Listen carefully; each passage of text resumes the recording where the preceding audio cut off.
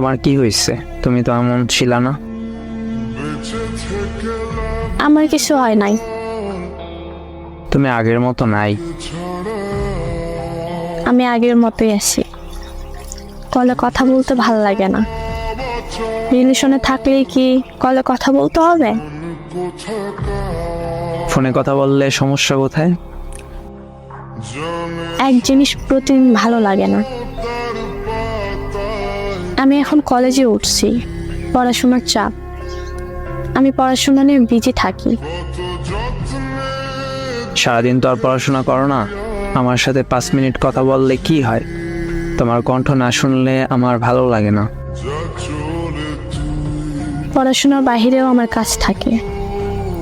তোমার সাথে কথা বলে ফালতু সময় নষ্ট করতে পারবো না। তোমার কিসে ভালো লাগবে আর কিসে খারাপ লাগবে ওইটা দেখার দায়িত্ব আমি নেইনি।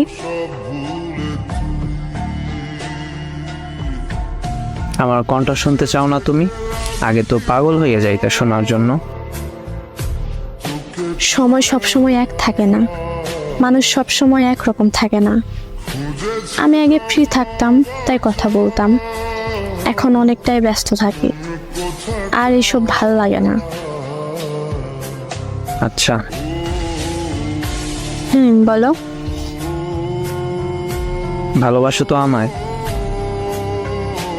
এরকম বাচ্চামো অভ্যাস তোমার আর গেল না। এখন আর ভালোবাসো না আমাকে? ধুর, পাগল হয়ে গেছো নাকি? ভালোবাসো কি না এটা বলো শুধু। হ্যাঁ, ভালোবাসি। সত্যি? এখন যাই, ফোনে চার্জ দিব। আবার কখন আসবে? কি হলো? কিছু না বলেই চলে গেলা? এসে নক দিও কিন্তু।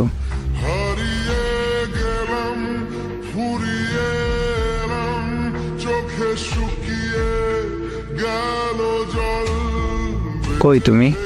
এতবার কল দিলাম, এত এত মেসেজ, লাইনে এসেও রিপ্লাই করো না। কি হয়েছে? অসুস্থ নাকি? চাচুর বাসায় বেড়াইতে আসছি। এখানে নেটওয়ার্ক সমস্যা। এক জায়গায় বেড়াইতে আসলে সবসময় ফোনে বিজি থাকলে মানুষ কি বলবে? কাজিনরা সবসময় আশেপাশেই থাকে। আমাকে তো বললা না চাচ্চুর বাসায় যে গেছো। তোমাকে বলার কি আছে? আমার কি ব্যক্তিগত কোনো ইচ্ছে থাকতে পারে না?